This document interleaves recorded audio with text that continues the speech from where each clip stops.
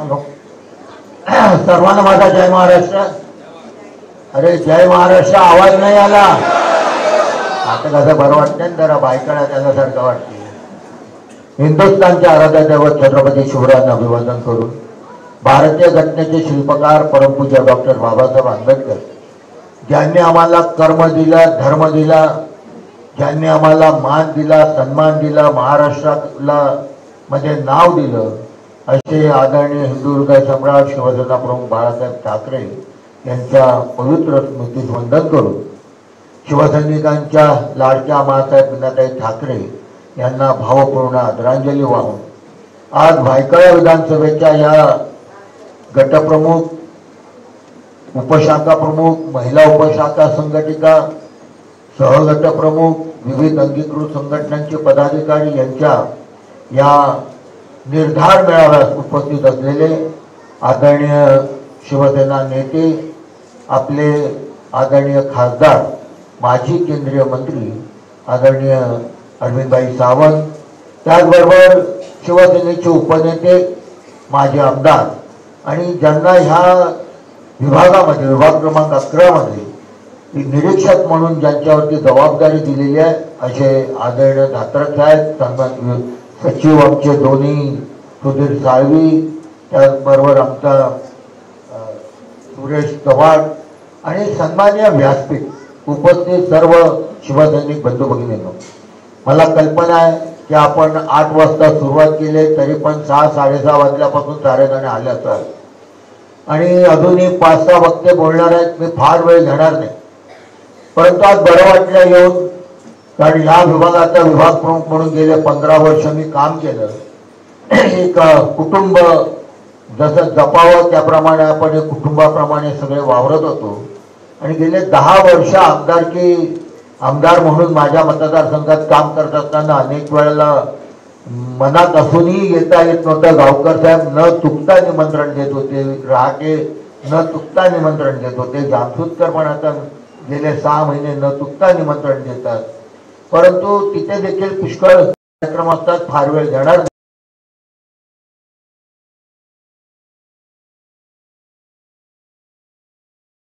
हे तर मुळात सांगायला आलो, कारण ज्या गद्दाराला एकदा नव्हे 2दा आपण गाडलं असे शिवसैनिक या मतदारसंघामध्ये आहेत, त्यांना निवडणूक कशी लढवावी सांगण्याची गरज नाही.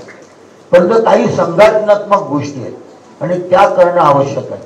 कारण मगापासून ज्या मी काही भाषण ऐकतोय की आपण लोकसभेत जिंकलो, आपण विधानसभेत जिंकलो, म्हणजे आता आपण एकदम आरामात जिंकलो, तर बांधवांनो ह्या फाजील विश्वासावरती, आत्मविश्वासावरती राहू नका.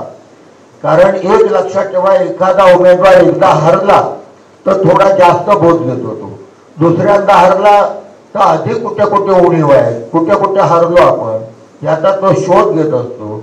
आणि मग तिसऱ्या निवडणुकीमध्ये, कारण ते असं म्हणतात लातो के भूत बातों से मानते नाही, त्यामुळे मी त्यांना जवळून ओळखतो काय आहे आणि काय नाही. आपण सारेच जण जवळून ओळखतो. ते लिंबू पण फिरवतील, जादूगर पण आणतील, अजून काय करतील, कारण त्यांना लिंबू आणि ते ह्याचं जवळचं नातं आहे. त्यामुळे फार गाफील राहू नका. तुम्ही नक्कीच विजय मिळवल्याशिवाय राहणार नाहीत, परंतु गाफील फाजील आत्मविश्वास असता कामा नये. आणि मग काय नुसते राजकीय भाषणं करून आपण जिंकणार आहोत का? तर खरे म्हणजे निवडणुकाची यंत्रणा कशी हवी, निवडणुकी आपण लढताना कशा प्रकारे जायला पाहिजे, या 2 निवडणुकीचा आपण अनुभव घेतलाय. पण हे देखील आपल्याला मानावं लागेल की भाईंच्या निवडणुकीमध्ये, लोकसभा निवडणुकांमध्ये जितका मुस्लिम समाज एक दिलाने आपल्याबरोबर होता, विधानसभा निवडणुकीमध्ये त्याच्यामध्ये काही % कमी झाले, हे आपल्याला साऱ्यांना कबूल करावं लागेल. त्यामुळे आता महानगरपालिका निवडणुकीमध्ये अनेक उमेदवार असतात, मतांची विभागणी पुष्कळ होते, त्यामुळे एक मत महत्वाचं आहे. मग आपण काय करायला पाहिजे? गटप्रमुखांची कर्तव्य नीट पार पाडायला पाहिजे. पहिली गोष्ट म्हणजे यादीचं वाचन. याद्या आल्या, लोकसभे विधानसभेच्या याद्या आपल्याकडे आहेत, यादीचं वाचन करा. त्यामध्ये कुठल्या यादीमध्ये, कुठल्या इमारतीमध्ये कोण मतदार घुसवलेले आहेत, कोण बोगस वोटर आहेत, कोणाची नावं नाही, हे तर गटप्रमुखाचं आद्य कर्तव्य आहे. आणि ते त्यांनी पार पाडलं तर मला वाटतं माझं यादीमध्ये नाव नाही हे सांगण्याची कोणालाही आवश्यकता वाटणार नाही, किंवा यादीमध्ये हा बोगस वोटर आहे हे मतदान झाल्यानंतर आपल्याला समजलं तर त्याचा उपयोग काही नाही.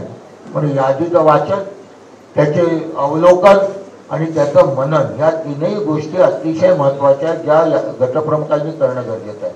उपशाखा प्रमुख ज्या आहेत त्या उपशाखा प्रमुखांनी तातडीने आपल्याकडे असणाऱ्या याद्या, शाखा प्रमुखांकडे असणाऱ्या याद्या या घ्या.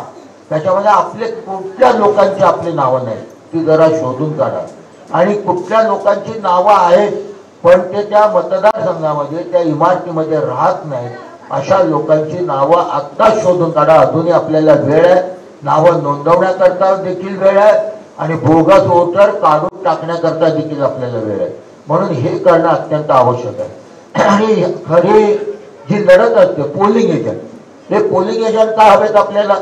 कारण आता अनेकदा असं घडते, मी लोकसभेत बघितलं, विधानसभेमध्ये पाहिलं, शाखा प्रमुख कोणतरी आपला पोलिंग एजंट आणून देतो आणि त्याला आपला पाठवतो.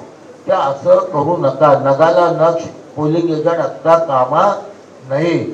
आत्ताची निवडणूक जिंकण्याची जी ताकद येते, क्षमता असते, किंवा जे आपले काय आपण व्यूहरचना असते, त्याच्यामध्ये पोलिंग एजंट हा अतिशय महत्वाचा घटक आहे. आता कित्येक वेळा पोलिंग एजंट मान खाली घालून बसतो, तो मान वर काढेपर्यंत तो कधी मतदान करून निघून जातो ते देखील त्याला समजत नाही. मी माझ्या निवडणुकीतला एक अनुभव सांगतो. मी मतदानाच्या वेळी ज्यावेळी फिरत होतो सगळे बूथ, त्यावेळी 2 बूथ असे होते की त्या बूथवरती मी गेलो आणि मी प्रत्येक बूथवर जाऊन विचारायचं, उद्धव बाळासाहेब ठाकरे गटाचा कोण पोलिंग एजंट आहे? पण तो पोलिंग एजंट पाहिलं का उभा राहायचा, साहेब मी आहे. ठीक आहे. मी 2 ठिकाणी गेलो, त्यांना सांगितलं बा पोलिंग एजंट कोण आहे? एकदा विचारलं, 2दा विचारलं तर त्याच्या लक्षात आलं ना मी आहे, मी पोलिंग एजंट. म्हणजे कोणाचा पोलिंग एजंट आहे? अजय चौधरींचा पोलिंग एजंट आहे. म्हणजे मी अजय चौधरी हे देखील त्याला माहिती आहे. हे वास्तव सांगतो तुम्हाला, मी अजय चौधरी हे देखील मला माहित नाही. आता त्या शाखा प्रमुखाला राष्ट्रपती पदक द्यायला पाहिजे त्यांना. म्हणून कर्तव्यामध्ये उणीव ठेवू नका, कर्तव्य चोखपणे बाळगा. उद्धव साहेब नेहमी सांगतात, जो पदावर आहे त्याने प्रामाणिकपणे काम करायलाच पाहिजे. पदावर असून जो काम नाही करत तो पक्षाशी प्रतारणा करतो, त्याच्यापेक्षा विरोधक परवडला. आणि म्हणून पोलिंग एजंट अतिशय महत्वाचं आहे. तुमच्याकडे असणारे बूथ त्याच्यावरती खडूस पोलिंग एजंट नेमा, एकदम खडूस.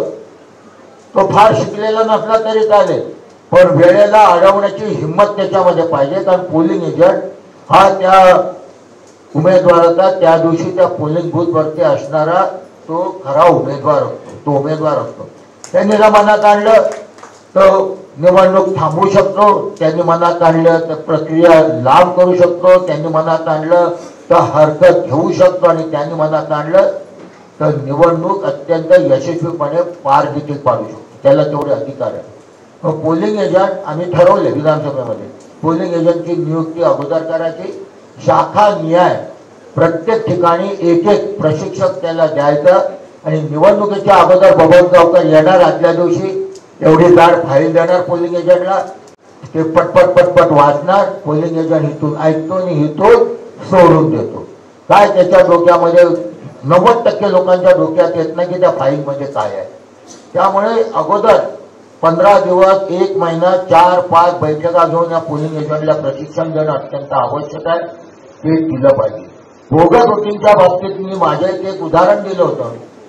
मधल्या ह्या संपूर्ण प्रक्रियेमध्ये त्यांनी काय केलं, लोकसभा निवडणुकीनंतर त्यांनी पाहिलं की कुठल्या कुठल्या मतदारसंघामध्ये आपण किती मायनस आहोत, तिथे त्यांनी बोगस वोटिंग टाकण्यास सुरुवात केली. मग जिथे झोपडपट्ट्या तोडलेल्या आहेत, तिथे इमारत तोडलेली आहेत, आणि तिसरं टॉवर. इथले जे मतदार आहेत, इथले मतदार उचलले, शाखा क्रमांक 212 मध्ये टाकले. 212 मधले उचलले 211 मध्ये टाकले, काही उचलले 215 मध्ये टाकले, आणि अशा प्रकारे बोगस वोटिंग केलं गेलं. वास्तव सांगतो तुम्हाला, बोगस वोटिंग केलं गेलं. म्हणून जी शेवटची यादी होती त्याला आपण पुरवणी यादी बोलतो, त्याला हरकत घेता येत नाही. ती शेवटची यादी होती. पण त्याकरता आपलं लक्ष अतिशय पाहिजे कारण माझ्या इथे 5700 मतं शेवटच्या यादीत नोंदवली गेली होती. आपले 25-25, 50 उपशाखा प्रमुख एक शाखेमध्ये एका शाखेमध्ये किती नोंदवले जाते? साधारणपणे समजा 500, 600, 700. मग जर 50 उपशाखा प्रमुख आपल्याकडे आहेत तर 600 लोकांचे किती येणार? 12 एकेका उपशाखा प्रमुखाकडे 12 मतदार येतील. त्यांना शाखा प्रमुखांनी ती यादी द्या. हे 12 जण चेक करण्याचं काम तुझं. हा मतदार आपल्याकडे आहे का नाहीये, हा राहतो का नाही राहतो हे पाहण्याचं काम तुझं. त्यांनी निव्वळ तेवढं जर रेकॉर्ड तयार करून आणला तर पोलिंग एजंटच्या फाईल पुढे आपल्याला लिहिता येईल हा मतदार इथे राहत नाही. मग पोलिंग एजंटला सांगायचं की त्याचं आधार कार्ड आल्याशिवाय त्या ऍड्रेसवर त्याला वोटिंग करून द्यायची नाही. कारण आधार कार्ड आता सगळीकडे लिंक केलेलं आहे. आधार कार्डवरचा पत्ता तो खोटा टाकू शकत नाही. त्यामुळे आधार कार्ड शिवाय वोटिंग करायचं द्यायचं नाही. करू शकतो का ना आपण हे? मग उपशाखा प्रमुख जबाबदारी घेणार का नाही? अरे घेणार का नाही?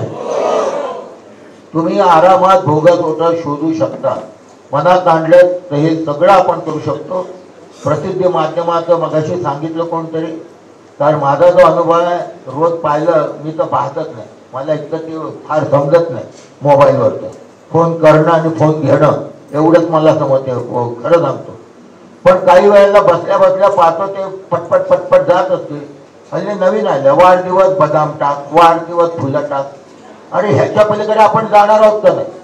आणि भाई अतिशय महत्वाचं एक सांगतो तुम्हाला, आपली जी सोशल मीडियाची ती टीम आहे ना सांभाळणारी, ते कुठे असतात ते शाखा प्रमुखला पण नाही, मायला पण नाही, सचिवांना पण नाही माहित आहे का कुठे? कोणी नेमले त्यांना? कोणी नेमले? तो एक मोठा संशोधनाचा विषय, संशोधनाचा विषय, संशोधनाचा. अरे कुठे आहेत ते? कोण नेमतो त्यांना? तो काय करतो? अरे निदान शाखा प्रमुखांनी कुठे रोज व्हिजिट केली? त्या नगरसेवकांनी कुठे स्वच्छता मोहीम घेतली? त्या खासदारांनी काय विधान लोकसभेत मांडलं? कुठे बैठका सरकारकडे घेतल्या? आमदार दिवसभरामध्ये कुठे कुठे गेला? एवढं जरी टाकलं नाही, एवढं जरी, आणि आदित्य साहेबांचे आलेले विचार, उद्धव साहेबांनी दिलेले विचार तर भरपूर झालं. काय ते असतात कुठे ते आजपर्यंत मला पण समजलं कुठे असतात. आणि त्यामुळे प्रसिद्धी माध्यमाकरता जसे आम्ही वॉररूम बोलतोय त्याप्रमाणे तुम्हाला शाखा न्याय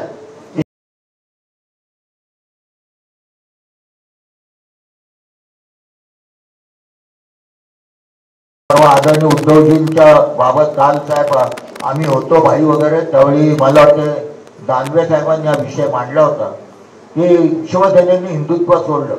एकाने म्हणाला तो वॉर मधनं लाखो लोक जाते, हिंदुत्व सोडलं, हिंदुत्व सोडलं, हिंदुत्व सोडलं. अशा प्रकारची कपटकारस्थानी त्यांची यंत्रणा चालू आहे. म्हणून आपलं सोशल मीडिया अतिशय मजबूतीने चालवायला पाहिजे. आणि हे जर सगळं तुम्ही केलं, मला वाटतं जिथे जिथे कुठे शाखांच्या बाबत तुम्ही आता मला माहित नाही मेळावा डायरेक्ट गटप्रमुखांचा लागलाय का अगोदर शाखानिहाय झाले. आमच्या इथे शिवडी विधानसभेमध्ये शाखानिहाय जवळजवळ 2 शाखा सोडल्या तर सगळ्या शाखानिहाय गटप्रमुखांचे मेळावे झाले. आणि एक सोमवारी आमचा गटप्रमुखांचा मेळावा आहे जो धातरक साहेब मार्गदर्शन करायला येतील. पण मी तुम्हाला जे सांगतोय साहेब, पुन्हा एकदा आमदार साहेब, शाखानिहाय गटप्रमुखांचे मेळावे लावा. त्याचं कारण सांगतो की आपल्या काय उणीव आहे, आमच्या काय चुका आहेत किंवा काय कुठे आपण कमी पडलो हे अशा मेळाव्यामध्ये आपल्याला विश्लेषण करता येत नाही. शाखानिहाय गटप्रमुखांचे मेळावे लावा आणि त्याच्यामध्ये कुठे काय करायला पाहिजे याच्या सूचना गटप्रमुखांकडनं पण घ्या. किंवा कुठे आम्ही कमी पडलो तिथे काय नेमकं करायला पाहिजे या देखील सूचना आपण घ्या. अशा बैठका लावा. त्या बैठकांना मला वेळ असेल तर मी जरूर येईन, सविस्तरपणे बोलता येईल. परंतु आपण तिजा लोकसभा जिंकली, विधानसभा जिंकली, आता जिंकायचं ते म्हणजे महापालिका जिंकायचं. अशा एका जिद्दीने आपण लढाल अशी अपेक्षा व्यक्त करतो. तुम्हाला खूप खूप शुभेच्छा देतो आणि थांबतो. धन्यवाद. जय हिंद, जय महाराष्ट्र.